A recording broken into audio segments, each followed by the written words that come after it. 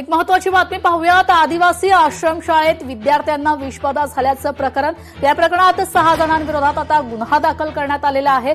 Central किचनच्या मालकाविरोधात आता गुन्हा दाखल करण्यात आलाय। Resort India private limited Pune यांच्यामार्फत सेंट्रल किचनद्वारे विद्यार्थ्यांना भोजन पुरवठा केला जातो। रिसॉर्ट इंडिया प्रायव्हेट लिमिटेड संचालकाविरुद्ध फौजदारी गुन्हा आता दाखल करण्यात आलाय।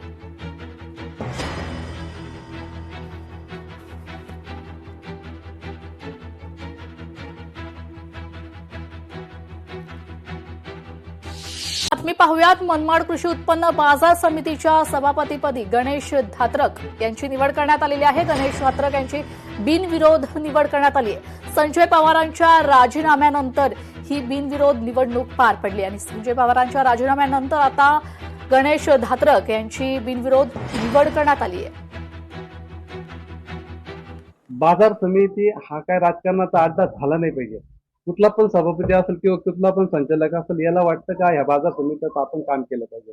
आपण बघाल तर प्रत्येक दीपक गोगड असतील किंवा संजीव पवार असतील यांनी त्यांच्या काळामध्ये जे जे प्रस्ताव बाजार समितीच्या हिताचे जे आहे ते प्रस्ताव त्यांनी GDR-कडे किंवा त्या विभागाकडे सादर केले। आज त्याला मंजुरी कामी आली हीच मला शोकांतिका वाटतं। राजकारण हा अड्डा नाही झाला पाहिजे। माझं मत विकासाच्या आड तरी हे झालं नाही पाहिजे आणि ते सध्या मी एवढं सांगेन तर जे विकासाचं आडचं जे राजकारण चाललंय ते मी मोडीत काढल आणि या मार्केट कमिटीमध्ये 100% विकास करून बाजार समिती। लोकशाही मराठी ऐका, पहा, जागरूक रहा।